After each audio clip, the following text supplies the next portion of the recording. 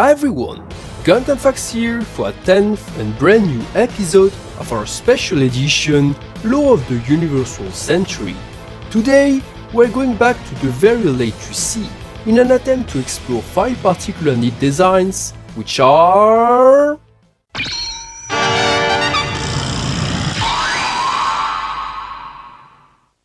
Yep, in this video, we are going to explore 5 of the wackiest but amazing mobile suit designs from the Crossbone Gundam Dust series.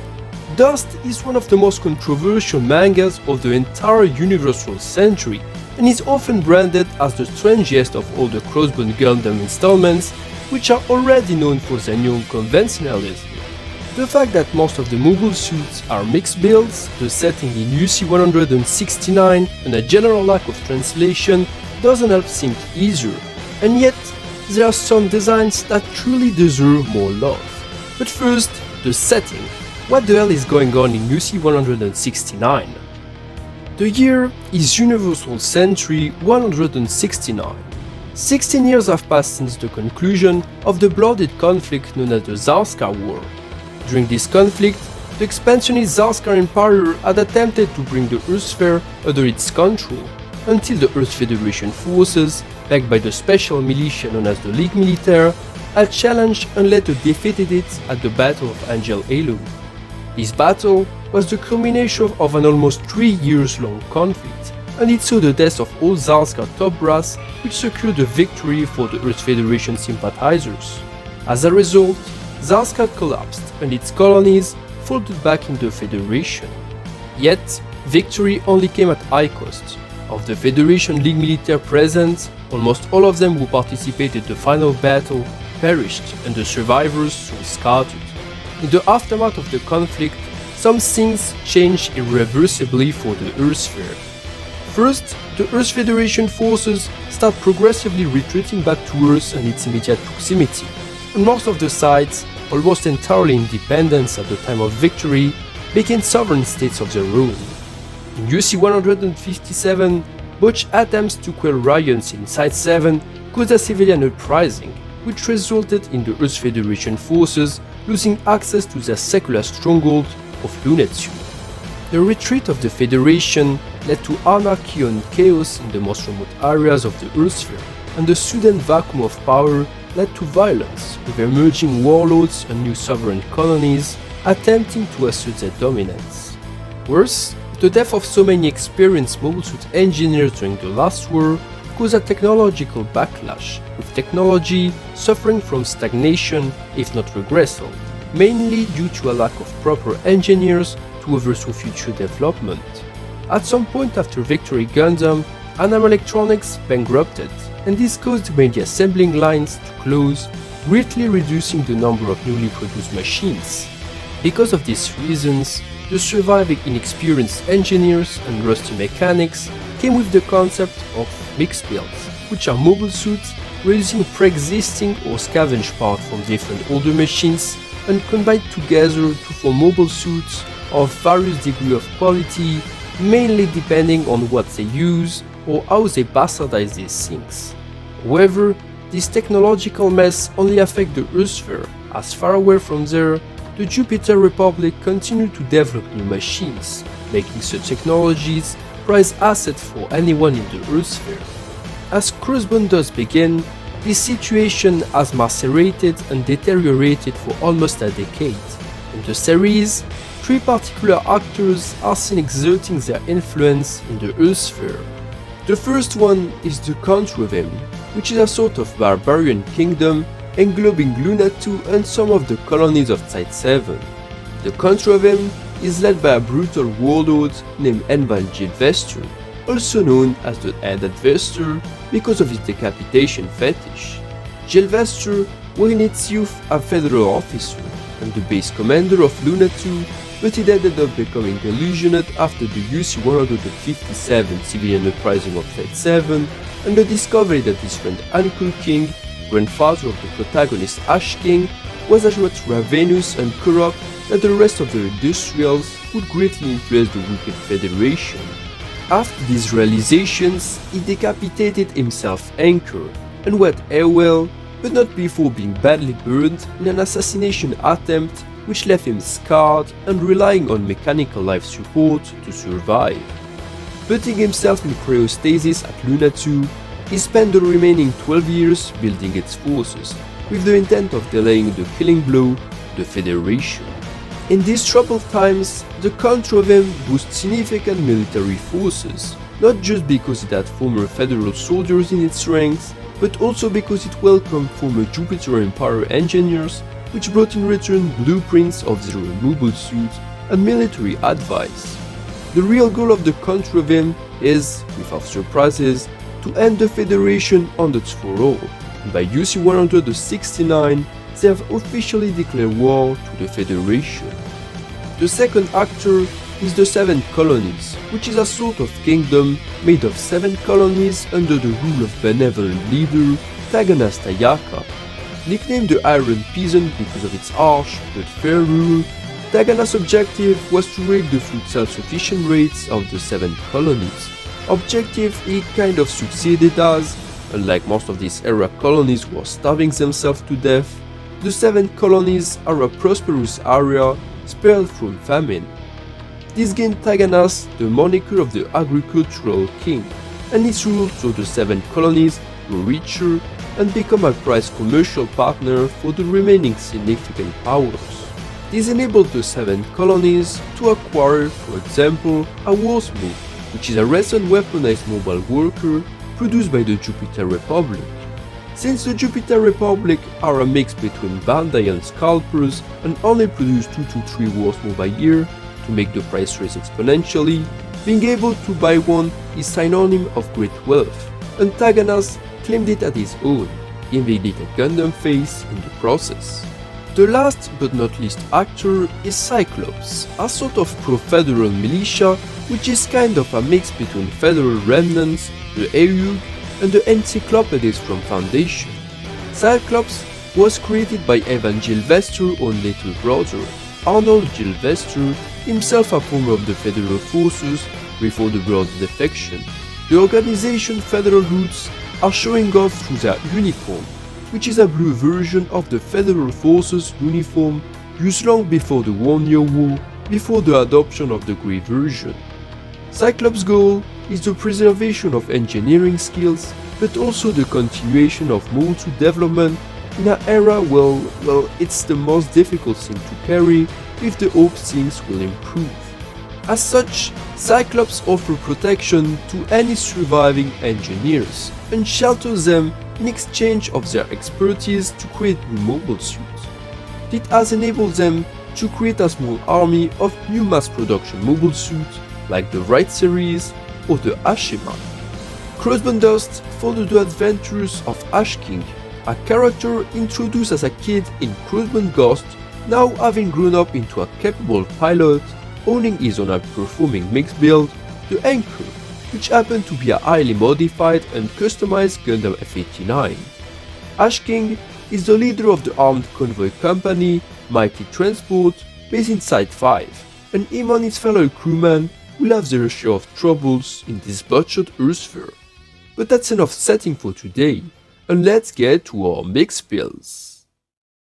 First mobile suit to showcase today, I'm talking about Evan Gilvester's personal murder machine, the horrendous, the powerful Baroque. The Baroque is the personal mobile suit owned by Gilvester, and its performance reflects its pilot position as the leader of the twisted country of him. Why? Well, because the Baroque is actually linked to one of the most powerful units of the late UC, the Phantom Gundam. Back in the late UC 140s, the Jupiter Republic had manufactured the flawed Phantom Gundam, and during its development, they had built a supplementary frame in case a limited production was possible. Now, for those who know the Phantom Gundam, that idea was gullible, and when they realized the Phantom was flawed, mainly because they lacked senior knowledge about the blue computer, they labeled it as a failure, and as a result, the supplementary frame was put to storage. Almost 2 decades later, former Jupiter Empire scientists, now part of the country of him, advised Gilvester to buy back the frame, a purchase the Jupiter Republic accepted by taking rare metal from Luna 2 as a payment. With this frame at ends, the scientists used it to create a new mobile suit for their new master, which resulted in the horrifying design that the Baroque would eventually be. Like the Phantom, the Baroque is equipped with the Phantom Light system, which is a bastard version of the Minovsky drive coupled with E-fields to contain the beam blades. This gives the Baroque not just unprecedented mobility reaching the 10Gs, but rendered it impervious to beam attacks because of the multiple E-field generators. Now, the Phantom suffered from overheating issues, and after 15 minutes of use, it will start roasting from the inside, and the pilot will be forced to use an emergency cooling cartridge to continue the use for another 15 minutes. Now, the Jupiter Empire scientists who oversaw the Baroque creation were aware of this issue, and they tried to fix this by adding cooling pipes to each limb of the Baroque. This measure drastically improved things as the Baroque could be used for almost 1 hour without issues, but the pipes were too large for their miniaturized mobile suits, and they were forced to enlarge the future Baroque frame to 18 meters. Actually, there was also a secret reason for this enlargement, and it was that Evan Gilvester had decided to install additional biobrains to assist the Baroque piloting. Biobrains are artificially created human brains fed with imprint memories to replicate a certain person, and Gilvester decided it would be for the best to use biobrains of himself. Yep, the guy thought that if there was someone who could improve his piloting, it would be himself. That's big ego for sure. Now, why the Baroque doesn't have any head? Well, there are actually two given reasons. The first is, well, because Evan Gilvester has a soft spot for headlessing, as the head harvester. The second one is actually because the Baroque is equipped with a Psychomu system, and Gilvester, as a powerful new type, used the system mainly to scan his surroundings, so in a brisk of ego, he just decided that since he could do the work of the sensor by himself, primary sensor usually storing the head wouldn't be needed anymore. And if you thought the Baroque wasn't already outrageously overpowered, it can also dock with the Melt Armored base, becoming in the process the MSA Melt Baroque. This 50-meter long monstrosity is fully protected from beams thanks to its diffuse E-field, and it has equally amazing offensive capacities thanks to its megaparticle cannons, but also its 22 dagger funnels. To control this, Evan Gilvester relies on the use of Psychiker, aka low-level new types, use Psychic batteries and amplifiers. In the Angel Halo, Psychikers were at least put in a comatose state, and in a mobile ship chaos rail, the Psychiker crew were willing and obedient to the main controller. In the Melt Baroque, Gilvester forcefully strapped all these Psychikers to the machine without even giving them the mercy of the comatose state, which shows how cruel the guy really is. With all these things, the Baroque seemed like an unstoppable monster. However, Ash King on his anchor proved this to be wrong and even managed to shame the Air Harvester by slicing the arm of this nightmarish machine. We talk about the Baroque, who is the successor of the Phantom Gundam, but Dust introduced us to a more interesting member of the Phantom line, the Phantom mass production type, aka the Noel Wraith. During the events of the manga, the Phantom on its pilot Funbound eventually came back to the Earth sphere after 16 years of drifting in space, only to be intercepted by Cyclops. Due to its amazing piloting and hacking skill, Font was soon incorporated into Cyclops ranks, and with its benediction, the organization took a heavy liking in the Phantom, eventually repairing it into the Phantom V2 Custom. Now, Cyclops was more interested into replicating the assets of the Phantom, and they soon started studying it. As they moved from their studies, the Federal engineers realized they would need first to replicate the Phantom more or less faithfully before starting any mass production plan, and such theory was eventually applied into the replica unit Blank Phantom. With the Blank Phantom being a success, they eventually moved and ended up creating the Noel Wraith. In almost every way, this new mobile suit was a resounding success. Mobility-wise, the Noel Wraith reached 85% of the Victory Gundam mobility, and due to its Phantom Light, it was also the first mass production type mobile suit of the entire Universal century to possess a Minovsky drive variant. In addition, it retained the transferable system of the Phantom, but simplified, which meant it could transform into the Mirage Oiseau form as well. Soon, Cyclops started replicating it, and would eventually produce 8 units. Now, the Noel Wraith wasn't perfect either. First, only 3 of the 9 units could use the Phantom Light while in mobile armor mode, which meant that the others were essentially unarmed in such mode, so very vulnerable. Yet, the Noel Wraith was a technological prowess, a prowess that would never be rematched in the entire Universal century. To finish the Noel Wraith case, it's fun to know that the Cyclops-style monoeye, common to most Cyclops mobile suits, is actually removable, and that under it, the Noel Wraith have 2 Gundam Eyes dual cameras, proving once and for all its Gundam lineage. No more Controvim nor Cyclops machines. Time to move to the frontier side, Side 4, now under the control of aristocrats attempting to revive the Cosmo-Babylonia ideals. Among them stood a man named Billion, who decided to assert its own power at the face of the world by reviving the myth of the Gundam, or what he thought that name meant and represented. Now, I present you the gorgeous Gundam, a mixed build wanting itself as the closest thing possible to a Gundam. Covered in gold anti-beam coating, the gorgeous Gundam is, like most mixed builds, a kit bash of many old mobile suits, but it has a fairly decent performance due to the fact that it uses a recent type of thermonuclear reactor which ensures a stable generator output, something quite rare in that era. Now, if you look closely at the gorgeous Gundam, most of you are going to scream in pain because some things just make little sense. First, the head is a modified Gigant head, which uses F91 heat radiation fins as wannabe V-fins. The torso is borrowed from the Gym custom, the waist from the Regazi, and the legs are taken from our Umbra beam. Ice on the cake, the feet of a Kublai type mobile suit have been strapped as shoulder armor, and her Yaya shoulders now serves as feet armor. Final detail, the left arm is now covered with a vice nail of a 90 years old Igor. And as soon as I say that, you do realize all the problems with the gorgeous Gundam. The Gigant and F91 parts do make sense, but the rest are from highly rare, very unique mobile suits which were prototypes or at best limited produced more than 50 years earlier. Now, there is a possible explanation for all this mess. In the F91 movie, Frontier 4 do have a mobile suit history museum, which notably had a Rikdom, Zaku's, a Gelgog, and even the super rare and uncommercialized Gundam Erg-44. In Gaishiden reports, we learned that such museum was widely known among the sites for its unique collection, so it would make sense that the Igog, Gym Custom, Regazi and our Yaya parts came from there.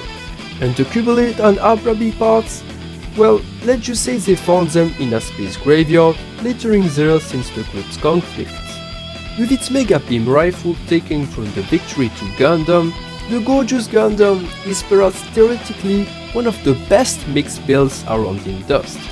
However, since Billion is a mediocre pilot, the gorgeous Gundam is far from reaching its intended potential and has to be protected by 2 mobile suits I will now present. Protect the inept gorgeous Gundam. Now, time to cover 2 favorites of mine, 2 actually decent mixed builds, the Red and Black Gundams. As you can easily see, these 2 mobile suits are identical twin units and only differ in their paint scheme, with the Red Gundam being, well, red and the Black Gundam being black. These 2 mobile suits are specially created to defend Milio and the gorgeous Gundam and were usually piloted by his butlers, who cared for him since he was a child. Despite being mixed builds, both suits are miniaturized models and doesn't seem to exceed 50 meters in height. To create these Gundams, Frontier 4 technicians modified to Ganabi, replacing their lower portion with Berga Gearus parts and adding newly crafted shoulder parts based on the F91 second shoulders. To make them more Gundamish, they just added some V-fins recovered from the F91 mass production type. On the weaponry side, the red and black Gundams make use of two waist-mounted fastbursts and a single mega beam cannon from the Victory Gundam, weapons they probably managed to scavenge from Anaheim Electronics remnants. However, Frontier 4 technicians are enabled to perform constant manutention on such complex weapons, and after 3 shots, these weapons became unusable for quite some time. In the end, these pseudo-Gundams remain powerful but flawed weapons, but they still managed to avoid Milio to go down like a moron, becoming in the process the real new heroes of Side 4. And to conclude our list of wacky but amazing machines from Crossbone Dust, let's end this video with a stupid machine which I kinda have a soft spot on, the Ganabi. A quite unique mixed build, the Ganabi is a very particular machine in the sense that it is barely a mobile suit in itself, but more of a transformable frame strapped with weapons. Towering at 15 meters, the Ganabi is one of the few mixed builds to be from the size of a miniaturized mobile suit, and has been created by reusing the transformable frame of a scavenged Method's mass production type.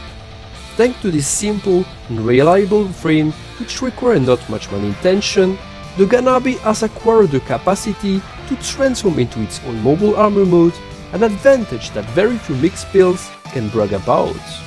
In addition to this, the Ganabi has decent sensors due to its multiple composite mono-eye cameras which seem to have been recovered from Griff's era wreckage such as Rick Diaz or Gaza Sea. Now, on the weaponry side, the Ganabi is pure nightmare fuel, or a pure wonder depending on your own opinion. This machine possesses 2 pseudo-armor racks which can mount a total of 6 different weapons, which can be fired either in mobile suit, either in mobile armor mode. Among these weapons, we can distinguish a beam rifle from the Gun Easy series, a bulletproof machine gun previously used by 1 Year War gyms, a Zaku machine gun from the United Maintenance Plan, a 3-barrel 35mm machine gun from the Groove series, a 5-tube missile pod, and a modified short bazooka. All these weapons gives the Ganabi an overwhelming firepower and the possibility to counter multiple threats because of the variety of different weapons. In addition, these weapons can be changed and replaced by other weapons according to the pilot taste. As such, the Ganabi has also been seen equipped with the beam spray gun of the Abiru S, the beam rifle of the Ivy gun, and the beam machine gun of the Gera Doga. Now, the inevitable question: how did the Ganabi get all these weapons? Well, the answer is quite simple. The Ganabi was manufactured in Side 3, and its construction was oversaw by Amadeo Saroimura, who was a renowned and decade-experienced illegal weapon reseller. Amadeo had many weapons at its disposal, and this is how the Ganabi ended up being a world gun shop by itself. Now, the Ganabi is far from being too much overpowered. First, its mobility, even in mobile armor form, doesn't enable it to compete nowhere the level of high-performance machine of its era, like the Baroque, Anchor V4 or Phantom V2, which relies on Minovsky drives. Worse, its miniaturized generator is actually deteriorating because the smaller the tech, the more manutention it requires, and no one is there to do the proper work on the Ganabi. According to the author notes, the Ganabi could once use multiple beam weapons, but now the generator is so badly reduced it can barely use 1 beam weapons at a time. Yet, the Ganabi did the work correctly in the manga and remained a wonderful mixed build we should really more appreciate. And our special edition now comes to an end. This will be all for today's video, but stay tuned for future lore content delivered on the same channel. Hit the like button and most importantly, comment and subscribe, as it will really help those channels to flourish. So long, fellow new types, until the time of our next special edition.